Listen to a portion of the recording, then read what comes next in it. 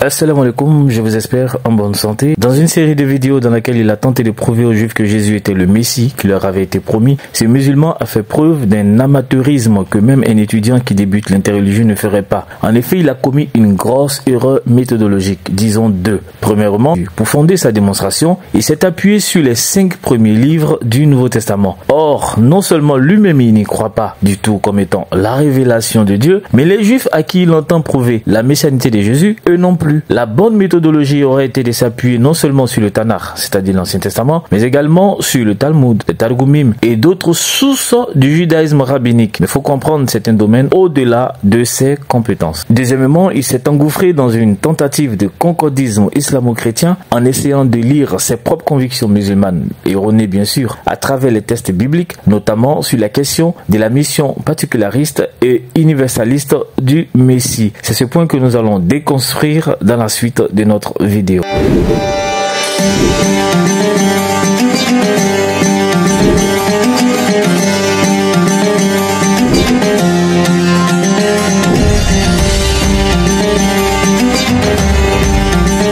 Dans un contexte géopolitique assez tendu entre l'État d'Israël et la Palestine, certains musulmans ont trouvé utile de ramener sur la table de la discussion la question de la messianité de Jésus, rejetée par la très grande majorité des Juifs comme étant l'une des causes majeures du châtiment qu'ils ont subi depuis la destruction du temple de Jérusalem en l'an 70 de notre ère. Et donc après, ce qui va se passer, c'est que vous connaissez la suite. En l'an 70, le temple est donc détruit, etc. Ce qui marque un tournant capital dans l'histoire de l'humanité de manière générale et spécifiquement dans l'histoire du peuple juif. Et donc ça, c'est une prophétie que Jésus a donnée et qui se réalise. D'accord ? De fait, si le Jésus coranique est désigné comme étant le Messie envoyé au Banu Israël, les enfants d'Israël, en réalité, c'est à Mohammed que le Coran attribue l'une des caractéristiques majeures du Messie tel qu'il est attendu par les Juifs, à savoir apporter la délivrance à l'humanité tout entière. En commençant par Israël. Nous avions souligné cela dans des vidéos précédentes et Clément Grélé alias Fidelis Verax a consacré une étude spécialisée sur le sujet dans son dernier livre, Dawa, ou le messianisme islamique, que je vous invite à consulter pour approfondissement. Et écoutons Ismaël du collectif Al-Anifia sur la question de la mission de Jésus. Ce qui va se passer, c'est qu'il y a l'arrivée de Paul. C'est ce qui va marquer, d'accord, un immense tournant dans l'histoire messianique. Les apôtres, ils sont venus, ils ont présenté Jésus comme étant celui qui devait délivrer Israël dans le texte de Actes des Apôtres, chapitre 4, verset numéro 12, d'accord. Et les apôtres, d'accord, ils ne vont pas prêcher les non-juifs, d'accord, d'après ce que les chrétiens ont compris. Là où, effectivement, on va voir Pierre qui va aller voir un craignant Dieu, c'est dans le texte de Actes des Apôtres, chapitre numéro 10. Ce qu'il faut savoir, c'est que dans le texte de Actes des Apôtres, il y a 3 clés majeures. Il y a 3 moments majeurs dans les Actes des Apôtres. Un avec Pierre dans Acte 10, un avec Paul dans Acte 13 et un autre avec Jacques dans Acte 15. Ce qui va se passer, c'est que dans Acte 10, Pierre, d'après le texte, aurait eu une vision et donc il va aller donc prêcher un craignant Dieu. Mais celui qui va réellement ouvrir, c'est Paul. C'est totalement faux. Paul n'a jamais été celui qui a réellement ouvert les portes de l'évangile aux non-juifs. C'est plutôt Pierre qui le fera. Lui à qui Jésus a prioritairement accordé les clés du royaume des cieux. La preuve, lors du premier concile qui s'était à Jérusalem, face aux pharisiens convertis qui insistaient sur le fait que les païens devaient d'abord accomplir la Brit Mila, la circoncision, et obéir aux lois mosaïques avant qu'il n'ait le salut, Pierre lui-même se tiendra debout au milieu des autres apôtres comme il le fit le jour de la Pentecôte et il déclara: Hommes frères, vous savez que dès longtemps, Dieu a fait un choix parmi vous, afin que, par ma bouche, les païens entendissent la parole de l'évangile et qu'ils crussent. Acte le chapitre 15, le verset 7. Pierre déclare ici que cela faisait bien longtemps qu'il avait été divinement choisi pour que, par son canal, les païens accèdent à l'évangile. Il n'a pas dit que cette ouverture a eu lieu avec Paul, mais avec lui. D'ailleurs, un peu plus loin, au verset 13 à 14, lorsque Jacques prend la parole, il le précise très clairement. Hommes frères, écoutez-moi. Simon a raconté comment Dieu a d'abord, en grec proton, donc premièrement, en premier lieu, jeté les regards sur les nations, les goïms, les païens, pour choisir du milieu d'elles un peuple qui porta son nom. Avec le chapitre 15, les versets 13 à 14. Le premier à avoir ouvert les portes de l'évangile, c'est bien Pierre, apôtre des circoncis, et non Paul, qui viendra après pour parachever cette mission auprès des païens. Parce que Paul, lui, en fait, il explique dans le texte de Actes des Apôtres, chapitre 22-26, où, si ma mémoire ne me trahit pas, c'est un des deux, il explique en fait que Jésus lui a dit qu'il devait aller vers les non-juifs. Et ce qui va se passer, c'est que Paul, en fait, il va commencer à les prêcher à droite à gauche, et il a des problèmes avec les juifs, d'accord, qui des fois lui mettent un peu des bâtons dans les roues. À un moment donné, Paul, on voit qu'il est vraiment agacé, et il dit, écoutez, De base, la promesse, elle est pour vous. Mais vous, mais on va dire, étant donné que vous voulez pas de ça, vous voulez pas croire, vous rejetez, vous refusez, dans ces conditions, on va se tourner vers les païens. Et là, lui, ce qu'il va faire, c'est qu'il va utiliser une prophétie qu'il y a dans Ésaïe 42:6 et dans Ésaïe 49:6. Et là, ce qu'il va faire, c'est que là, en fait, à partir de ce moment-là, il y a l'ouverture. Donc après, il va prêcher dans le texte de Actes des Apôtres 14, et ensuite, il y a le Concile de Jérusalem dans Actes des Apôtres chapitre numéro 15.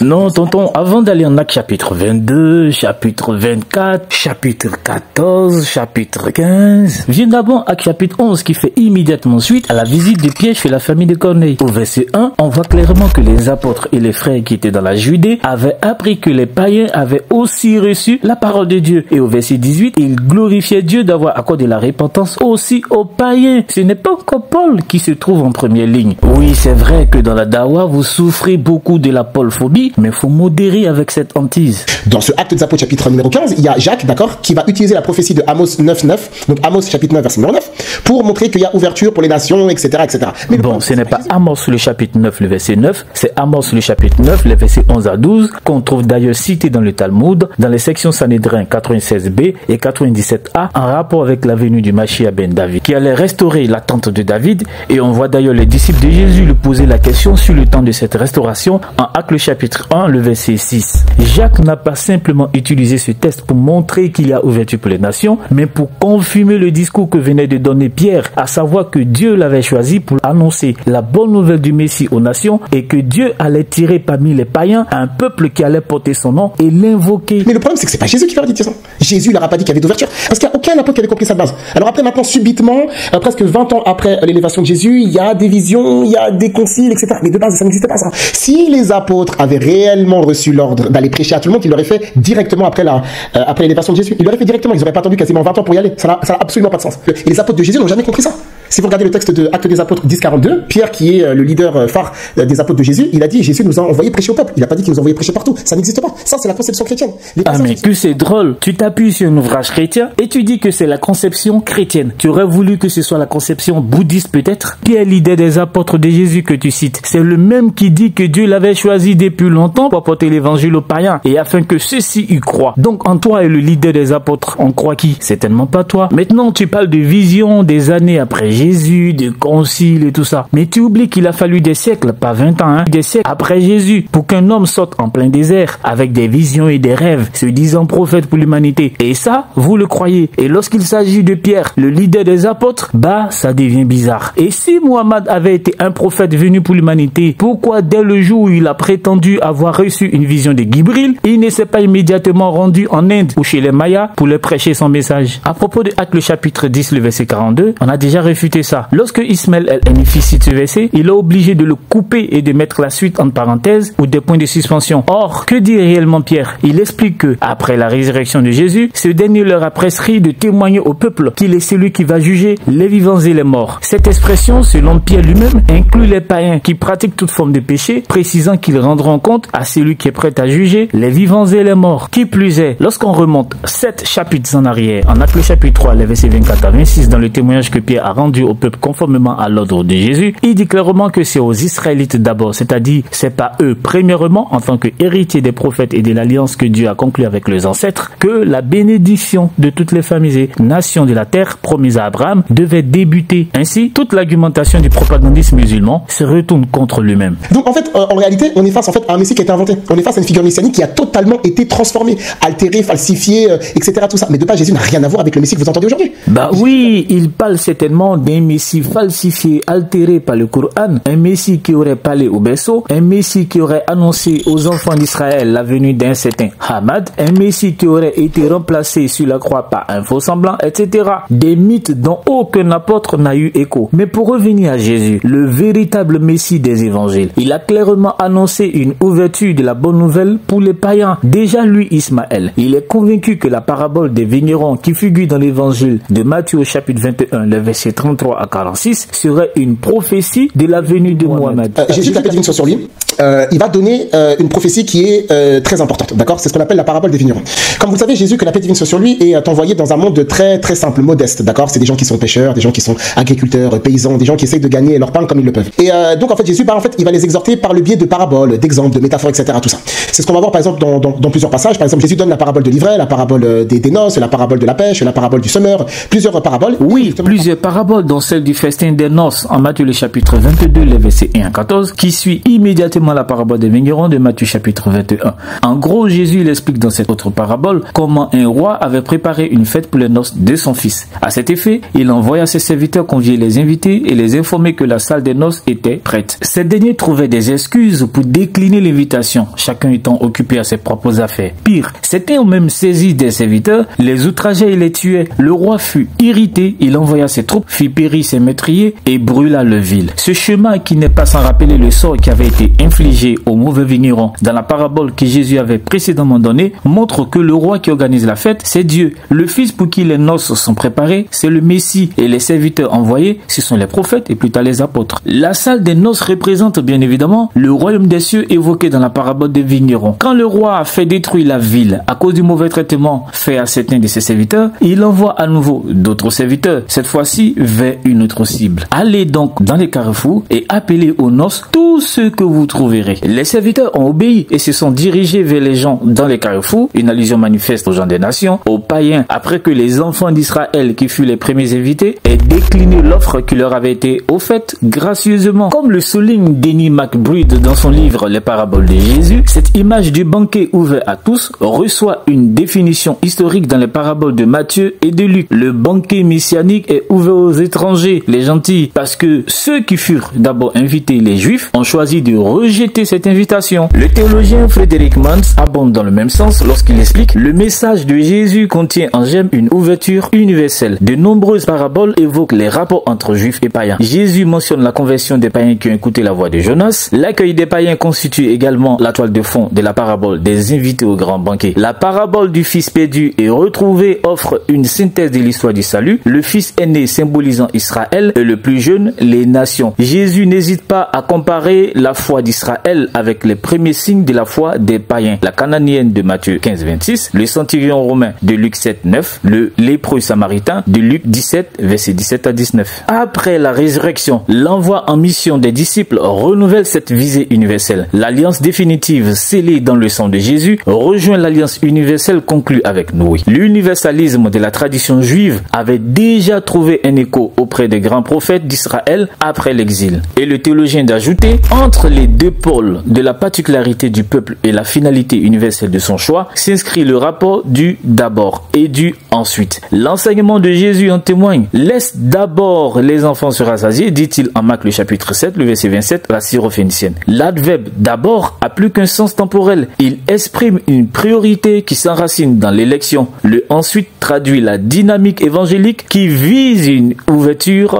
universelle. Ainsi, Jésus a clairement prophétisé l'ouverture du royaume des cieux aux nations, aux gens qui se trouvaient dans les carrefours et qui n'étaient pas les premiers invités au festin des noces. Et ce n'était pas à cette seule occasion qu'il fit une telle annonce prophétique. Par exemple, Ismaël lui-même admet que l'officier romain pour qui Jésus a fait un miracle de guérison en faveur de son serviteur malade en Matthieu le chapitre 8, repris en Luc le chapitre 7, était un païen, un non-juif. Jésus n'a jamais ouvert le message de l'évangile pour les païens, ça n'existe pas. Effectivement, il a opéré certaines guérisons, d'accord, sur des gens qui n'étaient pas juifs. On voit ça dans le texte de Matthieu chapitre 8, on voit ça dans le texte de Luc chapitre 7. Allez, respire un peu. Matthieu chapitre 8, les versets 10 à 12. Frappé par les déclarations de foi de l'officier romain, Jésus dit: je vous le dis en vérité, même en Israël, je n'ai pas trouvé une aussi grande foi. Or, je vous déclare que plusieurs viendront de l'Orient et de l'Occident et seront à table avec Abraham, Isaac et Jacob dans le royaume des cieux. Mais les fils du royaume seront jetés dans les ténèbres du dehors, où il y aura des pleurs et des grincements de dents. Jésus fait ici un contraste net entre les fils du royaume qui seront jetés dans les ténèbres et plusieurs qui viendront de l'Orient et de l'Occident qui entreront dans le royaume, avec un accent sur les trois patriarches hébreux auxquels Dieu avait promis de bénir par leur descendance toutes les nations et toutes les familles de la terre, comme on l'a déjà vu. Les fils du royaume qui sont les enfants d'Israël, auprès de qui le Messie dit n'avoir pas trouvé une aussi grande foi, se verront supplantés par plusieurs venus d'ailleurs, à savoir les goïms, les païens, comme l'officier romain qui avait fait preuve d'une grande foi. Paul, dont Ismaël el-Enifi prétend qu'il est celui qui aurait ouvert les portes de l'évangile aux nations, lorsqu'il s'est tourné vers les païens en compagnie de Barnabas pour leur prêcher l'évangile, il n'a rien dit qui soit contraire à la trame théologique développée par Jésus dans la parabole du festin des noces. Face à l'incrédulité manifestée par les Juifs, Paul et Barnabas leur dirent avec assurance, précision détail, c'est à vous, premièrement, que la parole de Dieu devait être annoncée. Mais puisque vous la repoussez et que vous vous jugez vous-même indigne de la vie éternelle, voici, nous nous tournons vers les païens. Acte le chapitre 13, le verset 46. Et la suite montre que les païens, à la différence des Juifs incrédules, se sont réjouis de les écouter, plusieurs ayant ajouté foi à l'évangile qu'ils prêchaient. C'est exactement ce qu'on trouve dans la parabole du festin des noces. Jésus, que la paix divine soit sur lui, c'est le Messie promis pour les enfants d'Israël. Comme vous le savez,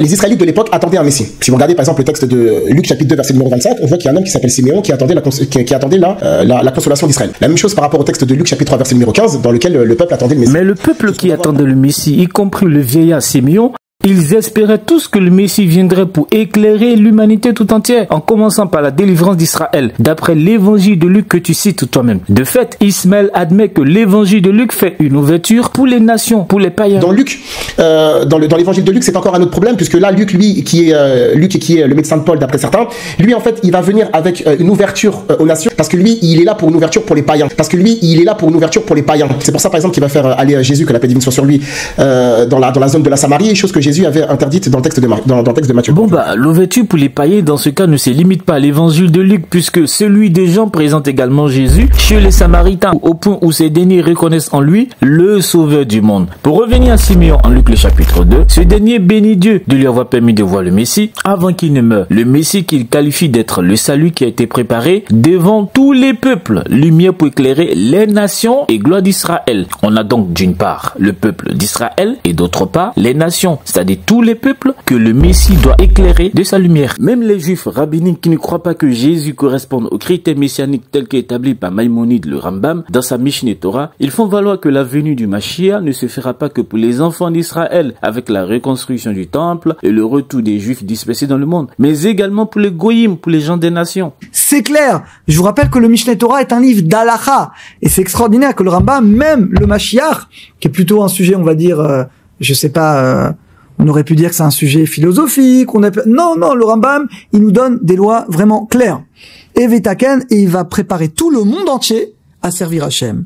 Le but, évidemment, c'est tout le monde, après même les Goïm, évidemment, tout le monde va servir, bien entendu, à Kadosh Baruch Hu. Ainsi, on a d'une part chrétiens et nazaréens qui, même s'ils ne s'accordent pas avec les juifs rabbiniques sur des points comme l'identité du Messie, ils admettent tous néanmoins que celui-ci vient pour l'humanité tout entière. Inversement, on a les musulmans qui estiment que le Messie n'est venu que pour les enfants d'Israël et qu'il reviendra une seconde fois pour l'humanité tout entière. Mais cette fois-ci, en vertu de la loi islamique. En gros, ils font de la récupération et tentent de mettre Mohammed au premier plan du salut de toutes les nations de la terre, en dépit du fait que la promesse de Dieu a été que ce salut proviendrait de la descendance de Abraham, Isaac et Jacob. Faut y comprendre quelque chose. Barakallahu fikum, assalamu alaikum.